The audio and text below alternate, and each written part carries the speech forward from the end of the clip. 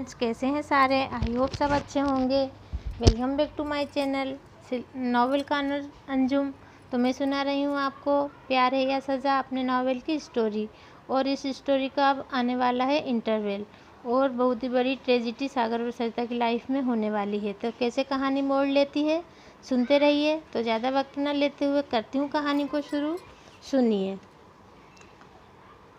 Final exam आने वाले थे। सरिता पूरी मेहनत से पढ़ाई कर रही थी। उसे पूरा यकीन था उसका रिजल्ट हर साल की तरह अच्छा आएगा। सागर की यादें तो बहुत परेशान करती थी, फिर भी वो दिल लगाकर पढ़ाई कर रही थी। आज उसका लास्ट पेपर था। सभी सहेलियां एक दूसरे से बिछुड़ने से दुखी थीं। संध्या, विद्या और अर्चना सभी एक दूसरे से मिलने का प्रॉमिस कर रही थीं।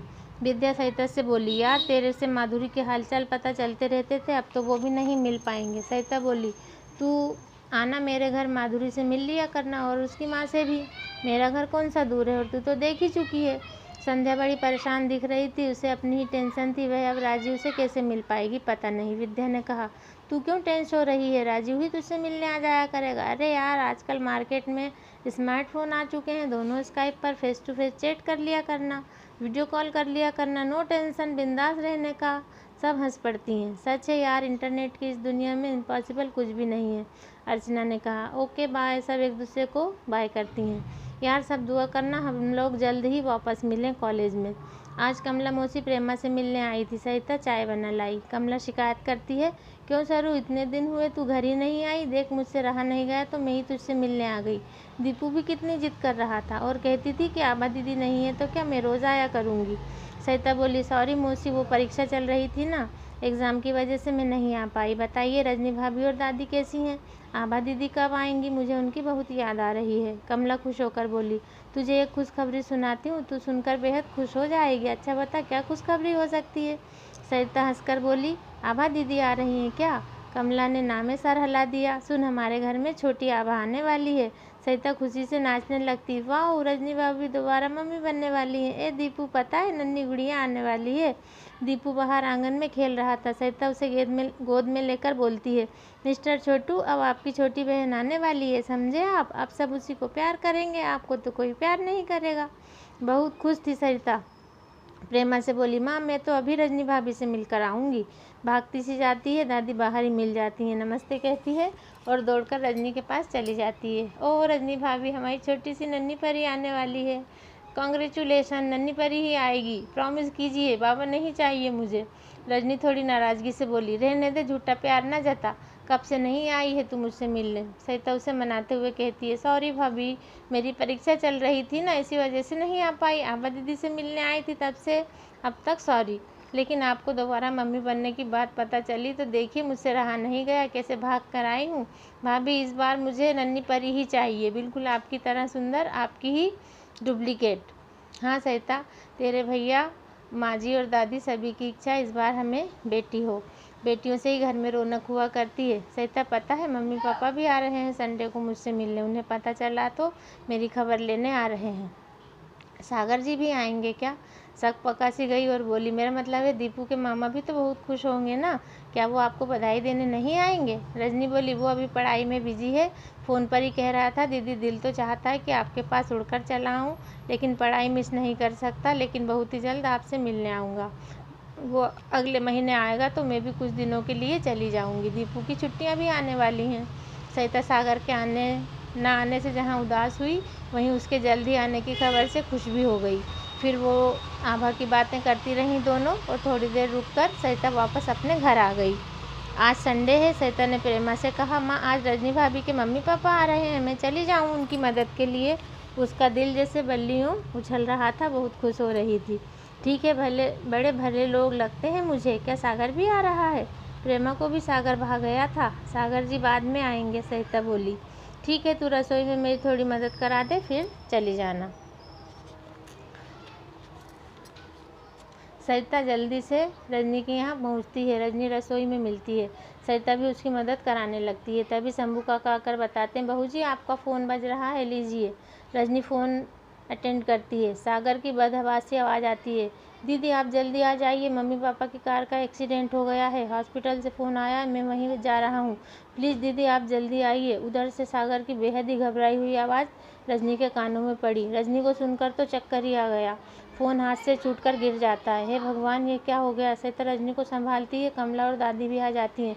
क्या हुआ भाभी, बताइए, बहू को क्या हुआ, बहू को क्या हुआ। सब घबरा जाते हैं। रजनी रोते हुए कहती है, मम्मी पापा का एक्सीडेंट हो गया है। कमला रजनी को संभालती है, सरिता प्रकाश को फ़ोन करके सब बताती है और बहुत घबरा जाती है। उसे भी कुछ समझ में नहीं आता, घबराहट के मारे पसीने पसीने हो जाती है।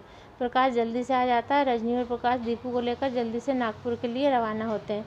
सरिता को बहुत टेंशन हो जाती है। एक्सीडेंट में रजनी के पापा स्पॉट पर ही खत्म हो जाते हैं और मम्मी को वेंटिलेटर पर रखा जाता है। अनहोनी आशंका से रजनी रास्ते भर रोती रहती है। प्रकाश उसे समझाता है लेकिन हकीकत नहीं बताता है। प्रकाश को पता चल जाता है। जैसे तैसे वो हॉस्पिटल पहुंचते हैं। सागर की तो जैसे सोचने समझने की शक्ति खत्म हो जाती है। अचानक हुए इस हादसे से वो बिल्कुल टूट जाता है। अक्सर इंसान के वजूद को हिलाकर रख देते हैं ऐसे अचानक होने वाले हादसे। वही हाल सागर का भी था। रजनी और प्रकाश के पहुंचने से उसे थोड़ी हिम्मत मिली।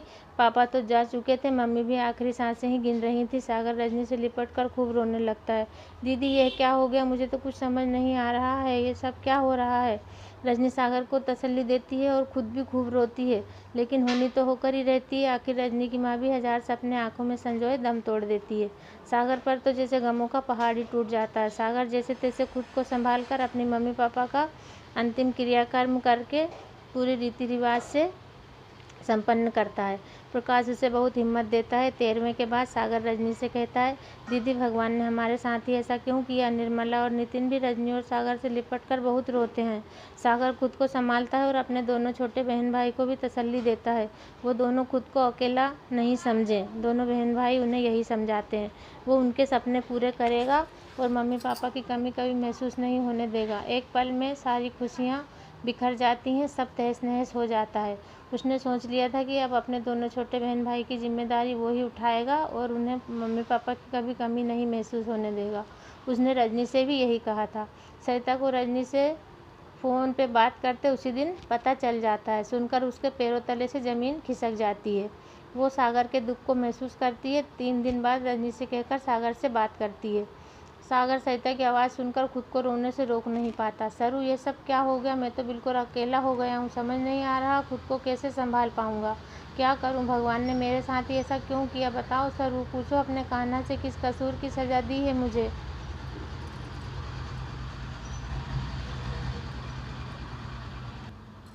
देखिए फ्रेंड्स, स्टोरी में ट्रेजिडी आ चुकी है। अब आगे कहानी बहुत मोड़ लेगी, आप सब इसे ध्यान से सुने। सरू भी रोने लगती है, प्लीज़ सागर खुद को संभालो, खुद को अकेला मत समझो, बुरे से बुरे वक्त में भी हिम्मत से काम लेने से जीवन आसान हो जाता है।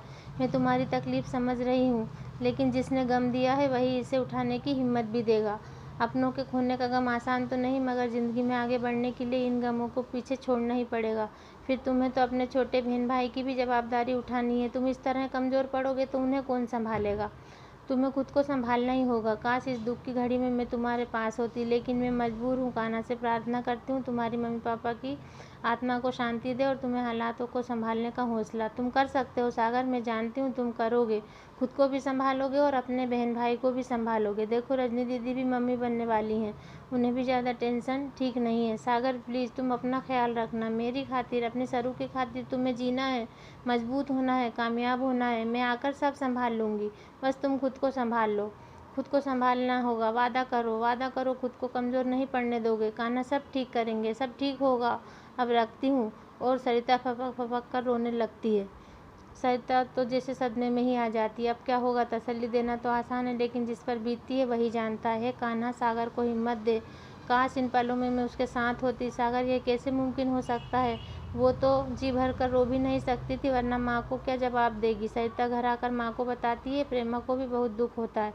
वो सरिता को समझाती है, बेटा तू चिंता मत कर, भगवान सबकी परीक्षा लेते हैं, लेकिन वही उसे संभालने की ताकत भी देते हैं, यही सृष्टि का नियम है। बेटी सब प्राणी उसी की अमानत है, संसार से सभी को लौट कर जाना है। सरिता माँ से लिपट कर खूब रोती है, वो दिल की बात नहीं कह पाती है। 13वां करके रजनी वापस आ जाती है, बहुत ही दुखी है। सरिता मिलने जाती है, वो दोनों मिलकर खूब रोती हैं। पता नहीं सरिता भगवान ने हमसे किस चीज़ का बदला लिया है। मेरे सागर के कंधों पर कितनी बड़ी जिम्मेदारी आ गई। अभी तो उसके हंसने खेलने के दिन थे, अभी तो वो ही बच्चा था, वो कैसे संभाल पाएगा ऐसे छोटे बहन भाई की जिम्मेदारी। अब तो बस भगवान का ही सहारा है। पापा ने पहले ही लोन ले रखा था निर्मला और नितिन की फीस भरने के लिए। अब कोई बैंक बैलेंस भी नहीं है। सागर कह रहा था मैं जल्दी कोई नौकरी ढूंढ लूँगा। प्रकाश ने और मैंने आर्थिक मदद करने की कोशिश की तो साफ इनकार कर दिया। सागर बहुत खुददार है, अपनी बहन से कोई मदद नहीं लेना चाहता। मुझसे बोला दीदी आप मेरी चिंता मत करना, मैं अपना ख्याल खुद रख लूँगा और दोनों भाई बहन का भी। फिर रामू काका भी तो हैं, वो हमारे घर के मेंबर के समान ही हैं और आप बेफिक्र होकर जाइए। आपकी अपनी भी जिम्मेदारी है, फिर आप मम्मी बनने वाली हैं, आपको अपना ख्याल रखना होगा। आप अपनी जवाबदारियाँ निभाइए और खुद का ख्याल रखिए। समय से पहले ही कितना बड़ा हो गया मेरा सागर, लेकिन सरिता ये सागर के साथ बहुत बुरा हुआ है। भगवान उसे हालात से उभरने का हौसला दे, हिम्मत दे, यही प्रार्थना करती हूँ और इसके सिवा कुछ कर भी नहीं सकती। और मैं कर भी क्या सकती हूँ कहकर वह भी फपक फपक कर रोने लगती है। रजनी भाभी हिम्मत रखिए, सब ठीक हो जाएगा। सागर जी बहुत ही समझदार हैं, वो सब संभाल लेंगे। सरिता रजनी को तसल्ली तो दे रही थी, लेकिन खुद अंदर ही अंदर टूटे जा रही थी। क्या बीत रहा होगा, सागर कैसे संभालेगा, सब कुछ है कान्हा आप ही संभालना मेरे सागर पर। आपने ही ऐसी विपत्ति डाली है, अब आप ही उसे संभालेंगे। तो फ्रेंड्स ये टाइम पूरा हो चुका है। अब मैं नेक्स्ट वीडियो कल फिर आपके सामने लाती हूँ स्टोरी को आगे बढ़ाते हुए। तो आपको मेरी स्टोरी कैसी लग रही है ज़रूर बताएं, कमेंट्स करें। कल तक के लिए स्वस्थ रहें। Thank you.